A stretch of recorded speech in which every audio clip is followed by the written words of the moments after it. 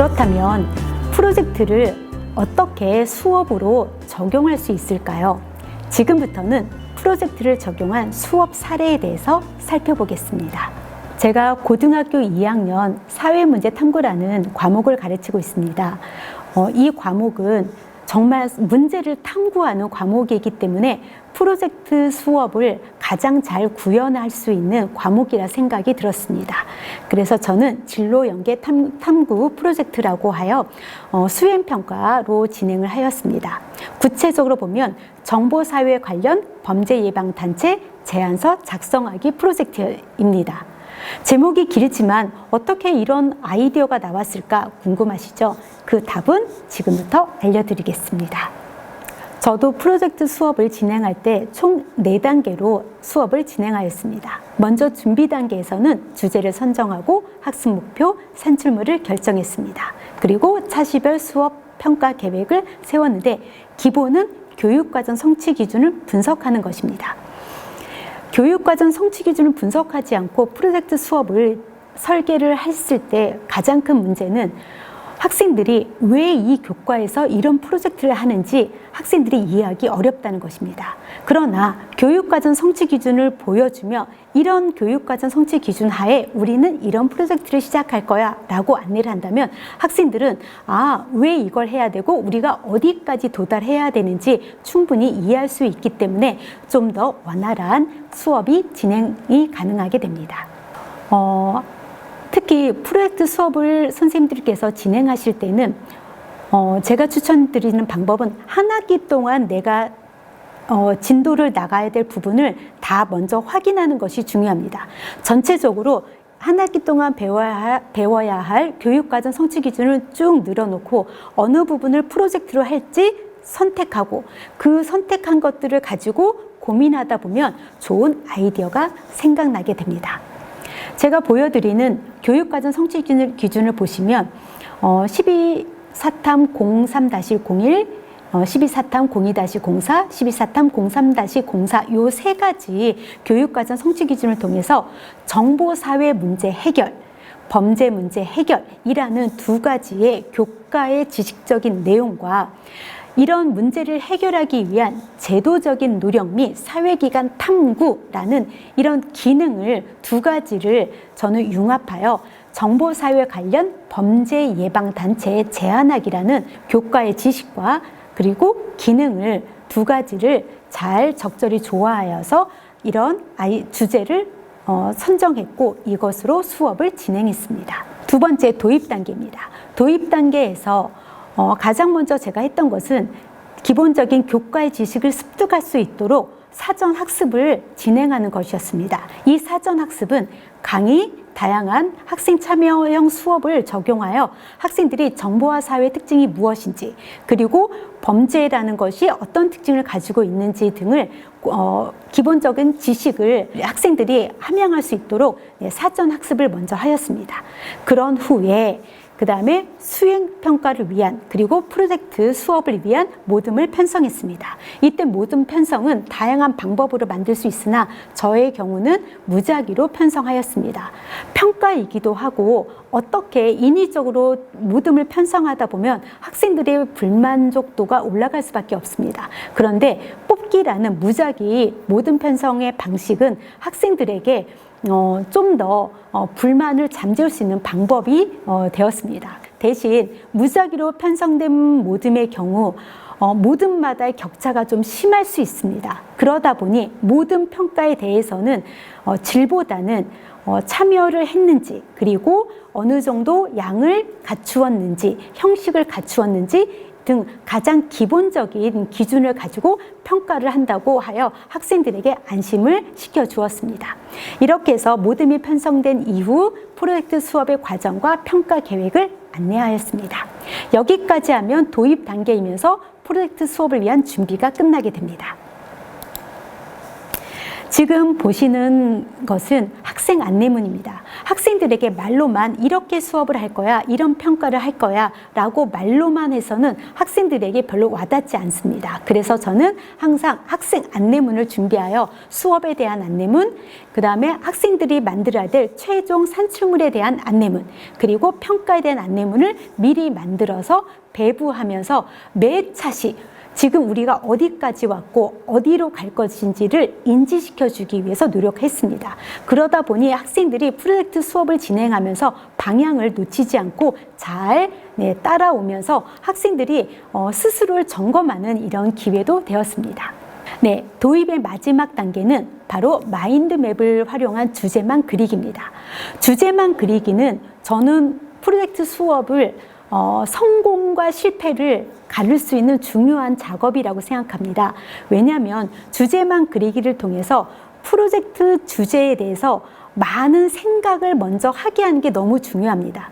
그렇지 않으면 학생들은 그냥 주제를 듣자마자 떠올리는 생각으로만 국한돼서 프로젝트가 굉장히 편협하게 이루어질 수 있습니다. 주제만 그리기는 학생들의 생각을 넓히는 시작점이라고 볼 수 있습니다. 주제만 그리기는 브레인스토밍, 브레인라이팅, 마인드맵, 만다라트, 서클맵 등 다양한 형식으로 진행할 수 있습니다. 이렇게 해서 학생들이 제가 진행한 정보사회 범죄 문제 해결하는 단체 만들기라면 정보사회 범죄가 무엇이 있는지 그냥 딱 떠오른 것뿐만 아니라 지금까지 경험해왔고 배워왔던 모든 지식을 총동원하여 다양한 생각을 확 펼칠 수 있도록 시간을 주는 것이 주제만 그리기입니다. 보시는 학습지에 보시면 색깔이 총 여러 가지로 되어 있습니다. 이게 모듬 활동이기 때문에 모듬 활동을 선생님들이 일일이 누가 참여를 했는지 안 했는지 어느 정도 했는지 관찰하기가 어렵습니다. 그런데 이렇게 모듬 활동 시 각자의 색깔펜으로 작성을 하게 하면 학생들이 몇 명이 참여했는지 그리고 어느 정도 참여했는지가 한눈에 보일 수 있기 때문에 저는 모듬 활동을 할 때는 각자의 펜으로 작성을 하고 그리고 이름을 각자의 펜 색깔로 작성하게 하는 방식을 취하면서 학생들의 참여도를 확인합니다. 3단계는 실행 단계입니다. 실행 단계는 학생들의 역량이 발휘되는 가장 의미 있는 단계라고 볼 수 있다고 제가 설명을 드렸습니다. 저는 실행 단계에서 가장 먼저 한 일이 학생들이 주제만 그리기를 한 이후에 정보사회 범죄 문제가 굉장히 많구나를 학생들이 느끼게 한 이후에 개별 활동을 먼저 하였습니다. 이 개별 활동은 정보사회 범죄 문제 사례 또는 통계 자료를 조사하고 관련된 사회단체를 조사하는, 즉 다시 말하면 자료를 조사하는 활동을, 개별 활동을 넣었습니다. 왜냐하면 제가 프로젝트 수업을 여러 번 진행하면서 실제 수업 시간에 자료 조사 시간을 주었더니 자료 조사를 하는 시간은 거의 얼마 되지 않고 너무 딴 행동을 너무 많이 하는 모습을 보았습니다. 그래서 시간이 너무 아까웠고 자료 조사는 각자 하는 것이 좋구나. 그리고 조사한 자료를 학교에 와서 정리하게 하는 활동을 바로 개별 평가로 연결하는 것이 훨씬 질 좋은 자료를 모집할 수 있다는 생각이 들었습니다. 그래서 개별 활동을, 자료 조사를 실시하게 하고 이 활동을 개별 평가로 진행하였습니다. 활동지를 보시면 이건 이제 바로 학생들의 개별 활동지이면서 개별 평가 활동지입니다. 학생들이 이때는 자료조사는 집에서 가져온 자료도 가져와도 되고 준비가 안 된 친구들은 핸드폰, 태블릿 PC 등 모든 것을 다 사용해서 교과서까지 모든 것을 사용해서 이 활동지만 작성해서 제출하게 합니다. 하지만 시간은 아주 많이 주지는 않습니다. 왜냐하면 준비를 해 가져온 학생과 준비를 하지 않은 학생들 간의 차별화를 두기 위해서 시간은 굉장히 타이트하게 주면서 활동지를 작성하게 합니다. 이렇게 개별 활동으로 조사한 자료를 중심으로 하여 모듬이 이제는 함께 모여 기존에 조사한 자료들을 서로 공유하고 그 많은 자료들 중에서 우리 모듬이 어떤 문제를 해결할지 대상을 선정하는 모듬 토론의 시간을 가졌습니다. 이것을 저는 소주제 선정하기 위한 모듬 토론 시간이라고 정했습니다. 소주제를 선정하는 과정은 그냥 너희들끼리 정해 라고 그냥 특별한 형식을 주어지지 않으면 학생들은 적당히 정하게 됩니다. 토론한다는 것 자체도 어려워하기도 하고 별로 필요성을 못 느끼기도 합니다. 그런데 이렇게 해서 적당히 소주제가 선정이 되면 중간에 학생들이 주제가 잘못되었어요 또는 저의 의견이 반영이 안 되었어요 라고 하면서 주제를 변경하겠다고는 모둠이 생기기도 합니다. 그것을 방지하기 위해서 저는 모둠의 소주제를 선정하기 위한 모둠 토론을 제대로 시간을 확보해서 진행을 하였습니다. 쌍비교 분석법, 가치 그래프, 합리적 의사결정법 등 다양한 주제를 선정할 수 있는 토론의 방법을 사용합니다. 이번에 실시한 방법은 가치 그래프였습니다. 시급성, 심각성을 중심으로 범죄 문제 중에서 가장 시급하고 심각하기 때문에 빨리 해결해야 될 문제가 무엇인지 모둠원 간에 충분한 토의를 통해서 서로 이야기하고 그리고 소통하면서 하나를 선정하게 합니다. 이 과정이 굉장히 의미가 있습니다. 이렇게 해서 선정된 모둠의 소주제는 프로젝트가 마칠 때까지 거의 변경되는 일 없이 계속 가게 됩니다. 왜냐하면 나의 의사도 표현했고 친구들의 이야기도 들었기 때문에 왜 이 문제가 선정됐는지 다 합의가 가능한 주제이기 때문에 이렇게 끝까지 갈 수가 있습니다. 그래서 저는 소주제 선정을 위한 모둠 토론의 시간은 꼭 확보하는 것이 중요하다고 생각합니다. 그렇게 해서 정해진 모둠의 소주제를 함께 공유하고 다른 모둠은 무엇을 가지고 하는지 서로 공유하게 하였습니다. 이렇게 해서 공유가 되면 그 다음부터는 프로젝트의 탐구 시간입니다. 그러면 우리가 문제를 해결해야 될 대상을 설정했기 때문에 이제는 그 문제를 해결할 수 있는 단체를 설립하는 제안서를 작성하는 실행의 단계로 넘어가게 됩니다. 단체 설립 제안서도 역시 학생들에게 특별한 형식이 없이 자, 제안서를 작성해 봐 라고 주면은 자율성은 좋아지고 학생의 주도성은 좋아질 수 있으나 많은 친구들이 무엇을 먼저 어떤 내용이 들어가야 하는지 어떤 것들을 포함해야 하는지 몰라서 방황을 하게 됩니다. 그래서 설립 제안서를 작성할 때는 어떤 내용이 들어가야 되는지 한 필수 요소를 다 넣어서 학습지로 제공합니다. 이때 이 내용도 저는 어디에서 아이디어를 가져오냐면 바로 교육과정 성취 기준에 우리가 도달해야 될 지식과 기능에서 가져왔습니다. 그 내용들을 포함시켜서 단체 설립 제안서를 작성하게 하였습니다. 지금 보시는 화면은 학생들이 작성한 단체 설립 제안서입니다. 이 설립 제안서를 가지고 학생들은 이제 최종 산출물을 작성하게 합니다.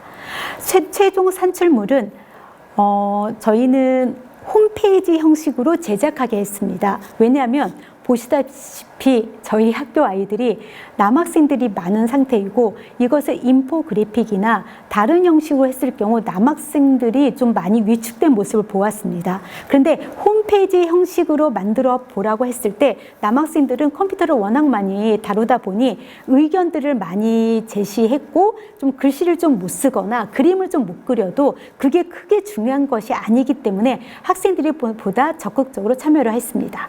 그리고 최종 산출물을 저는 프리젠테이션보다는 종이로 직접 작성하게 했는데 그 이유는 프로젝트라는 수업이면서 또 프로젝트라는 평가로 수행평가로 진행하다 보니 모든 수업이 다 평가이기 때문에 학생들이 들고 가지 않도록 눈앞에 제가 보는 앞에서 학생들이 활동을 해야 되었고 저는 이것을 관찰하기를 원했습니다. 그래서 전지라는 큰 종이를 주어주고 여기에다가 홈페이지 형식으로 만들어 봐 라고 최종 산출물을 정하게 된 것입니다.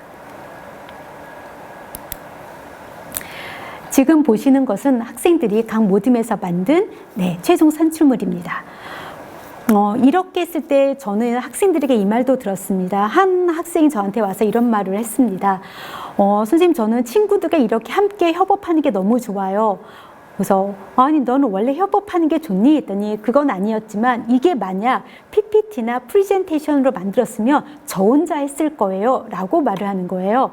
그래서 왜? 라고 물어봤더니 본인의 욕심에 다른 친구들이 만드는 것은 본인의 그 기준에 차지가 않아서 결국 본인이 다 수정하고 만들고, 그래서 프로젝트를 하면 처음부터 끝까지 본인이 거의 주도하고 본인이 거의 한 9할 정도를 다 해왔기 때문에 너무 힘들었다. 그런데 이렇게 전지로 같이 수업 시간에 만드니 다 함께 만들 수밖에 없고, 협력하지 않으면 완성할 수가 없어서 친구들이 함께 같이 할 수 있어서 너무 좋았다라고 이런 말을 하였습니다. 그래서 그 뒤로 저는 계속 최종 산출물을 종이로 만드는 이런 작업을 계속 진행하게 되었습니다. 마지막 단계는 바로 공유 단계입니다. 학생들이 만든 최종 산출물을 앞에 붙여놓고 모두머니 전체가 나와서 우리가 어떤 단체를 만들었는지, 어떤 활동을 하는 단체를 만들었는지를 발표하는 시간입니다. 발표에서 끝나지 않고 발표를 들으면서 질의응답도 같이 하였습니다. 이때 질의응답을 통해서 학생들은 궁금한 것을 서로 알게 되고, 그리고 어느 정도 함께 했는지가 대답을 하는 과정에서 드러나서 평가에도 많은 도움이 되었습니다. 이 모든 과정을 저는 평가를 하였습니다. 물론 저 혼자 평가한 것은 아닙니다. 학생들이 발표를 하게 되면 다른 방청객으로 앉아있는 친구들은 다른 모둠의 발표를 듣고 그 모둠에 대해서 점수를 부여하고, 그리고 교사는 교사 나름대로 기준을 가지고 평가를 합니다. 그래서 평가는 모둠별로 발표하는 발표의 장면, 그리고 다른 모둠이 평가한 피드백한 그 장면, 그리고 질의응답까지 포함하여 아주 포괄적으로 평가를 진행하였습니다. 그럼 지금부터는 평가의 채점 기준표를 보여드리도록 하겠습니다. 교육과정 성취 기준은 3가지를 가지고 저희가 평가 요소를 추출했습니다. 프로젝트 수업이라는 것은 평가를 할 때 과정도 평가를 해야 되고 결과도 평가를 해야 합니다. 그러면서 개별 평가도 해야 되고 모둠도 평가를 할 수밖에 없습니다. 그래서 평가 요소를 중심으로 해서 과정 평가와 결과 평가로 나눠지고, 과정 평가 중에서 정보사회 범죄 현황, 정보사회 문제 해결 기관 탐색은 개별 평가, 개별 자료 조사에 대한 항목이 되며, 정보사회 범죄 해결 탐구라는 것은 모둠 활동을 이런 기준으로 채점했던 내용을 제시하고 있습니다. 결과는 최종 산출물과 발표의 장면을 가지고 평가를 하였는데요. 주제 적합성은 바로 모둠이 만들어낸 최종 산출물과 발표의 장면을 통해, 또 이 두 번째 발표는 개별 발표와 질의응답에 관해서 채점표를 만들었습니다. 그래서 수행평가로서 프로젝트 수업은 굉장히 복합적이고, 그리고 굉장히 다면적인 평가라고 생각하시면 좋겠습니다. 프로젝트 수업을 저는 적극적으로 추천하는 이유가 다른 수업에서는 볼 수 없는 학생들의 역량의 성장을 볼 수 있다는 것입니다. 기록의 내용에서 알 수 있듯이 프로젝트 수업을 통해 학생들은 다양한 역량을 보여줍니다. 협업, 문제 해결 역량, 자료 조사 역량, 자료 분석 역량, 자료 활용 역량. 즉, 총체적으로 한마디로 표현하자면 프로젝트 수업은 협력적 문제 해결력을 극단적으로 보여줄 수 있는 정말로 대표적인 수업이라고 저는 생각이 들었습니다.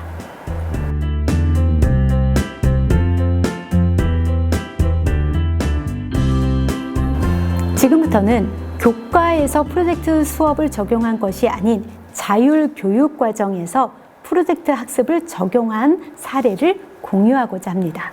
현재 2015 개정 교육 과정에서 고등학교에서는 16+1이라고 하여 자율교육과정 기간을 운영하고 있습니다. 저희 과천고에서는 이 자율교육과정에서 교과 융합 프로젝트로 모든 자율교육과정을 운영하였습니다. 학년별로 팀을 선정하여 핵심 주제와 최종 결과물을 결합하는 프로젝트를 만들고, 그리고 이 활동을 구체화하고 구상하여 수업의 흐름도를 작성하는 이런 작업을 2월 교사 모임에서 시작을 하였습니다. 총 16차시 수업으로 저희는 프로젝트 시간을 결정했고, 이 흐름도를 작성하는 과정에서 지속적으로 프로젝트 수업이 무엇인지, 목적이 무엇인지, 중요한 지점이 무엇인지를 계속 교사 연수를 통해서 업데이트를 하였습니다. 특히 수업의 흐름도를 작성할 때 선생님들께서 어려워하셔서 저는 이렇게 3가지를 포함해 달라고 요청드렸습니다. 출발점, 프로젝트의 주제를 선정하자. 도착점, 최종 결과물로 무엇을 제작할지 생각해 달라. 그리고 출발점에서 도착점을 가기까지 어떤 과정을 거쳐야 하는지 필수 과정을 핵심 요소로 생각하고 넣어 달라. 대신 이 과정을 교사가 계속 이끄는 것이 아니라 학생들은 학습지만 받아도 스스로 자기 주도적으로 도달할 수 있도록 흐름도를 작성하시면 좋다라고 계속 안내를 드렸습니다. 그렇게 수업의 흐름도가 작성이 되었습니다. 지금 보시는 것은 작년에 진행했던 공존하는 도시라는 그런 팀에서 만든 프로젝트였습니다. 그래서 총 16자시에 걸쳐서 수업 운영을 어떻게 할지 구체적인 계획을 세웠습니다. 학생들이 모였을 때는 교과 수업하고 동일하게 학생들에게 안내문을 줍니다. 우리는 오늘은 뭐 할 거고 내일은 무엇을 할 거고 언제는 뭐 할 거라는 학생들에게 안내를 해 주어야지 그 시간에 학생들이 최대한 역량과 본인의 능력을 발휘하게 됩니다. 그래서 학생 안내문을 만들어서 배부함으로써 프로젝트가 시작이 되었습니다. 학생들에게 배부된 활동지였습니다.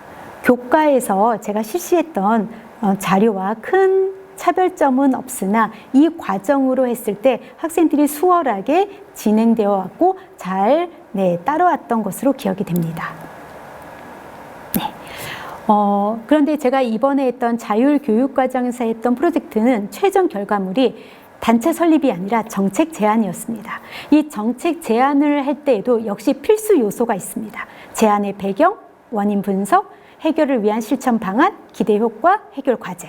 이런 정책 제안이라는 최종 산출물을 만들기 위해서 필수적으로 들어가야 될 것이 무엇인지 선생님들께서는 항상 고민하시면서 학습지를 만드시는 것이 좋습니다. 자율교육과정 기간 내내 학생들은 모듬을 중심으로 활동을 했고 그 결과물을 패들렛에 계속 지속적으로 올려서 서로 경쟁도 하고 서로 공유도 하며 되게 의미 있게 진행된 것을 저는 느꼈습니다. 그래서 모든 과정을 함께 이렇게 패들렛에 올려 공유하면 좋은 것은 서로 이 정도까지 우리가 해야 되는구나라는 학생들의 활동량을 스스로 성찰하고 체크할 수 있다는 점에서는 매우 의미가 있다고 볼 수 있습니다. 그리고 이 자율교육과정에서 진행한 프로젝트의 경우 여러 반의 친구들이 모였기 때문에 그리고 서로 잘 모르는 친구들도 있고 또 인원수가 많기 때문에 저는 이런 모든 것들을 공유 슬라이드로 함께 그 과정을 계속 공유하였습니다. 공유하면 좋은 것이 이건 평가는 아니기 때문에 학생들이 서로 보면서 많은 아이디어도 얻고 어떻게 해야 될지 방향도 잘 잡아갈 수 있었습니다. 그래서 예를 들어 불법 주정차 처벌 강화 정책을 제안하는 모듬의 내용이었습니다. 다른 모듬은 운전자와 보행자가 공존하는 도시를 제안하는 정책 제안서였습니다. 자율교육과정에서 진행할 때 여러 반의 학생들이 서로 모였기 때문에 서로의 과정을 함께 공유하고 서로 보면서 성장이 많이 되었습니다. 그리고 방향을 잘 못 잡았을 때 옆에 다른 모듬의 그 계획서와 또는 정책 제안서를 보면서 계속 수정하는 모습을 보았습니다. 그래서 서로에게 윈윈하는 이런 공유의 힘을 보여주기 위해서 저는 자율교육과정 기간 동안에는 모든 문서는 공유하고 언제든지 볼 수 있도록 오픈을 하였습니다. 그리고 이렇게 제안한 정책 제안서를 우리끼리 발표하고 공유하고 끝난 것이 아니라 이것을 시청 게시판에 올려서 우리가 이런 것들을 원한다, 이런 것을 좀 변화시켜 달라, 이런 것을 제안한다라는 이런 실천까지 가도록 지도하였습니다. 이상으로 프로젝트 수업을 어떻게 자율교육 과정에 적용할 수 있는지까지 사례로 보았습니다. 지금까지 함께한 이 시간들로 인해서 선생님들께서 프로젝트 수업에 도전하셨으면 좋겠습니다. 도전이라는 것은 첫걸음만 떼시면 됩니다. 한 발자국만 떼시면 시작이 되고 시작하면 계속 갈 수밖에 없습니다. 저는 프로젝트 수업을 하면서 한 번 하고 그만둔 선생님은 본 적이 없습니다.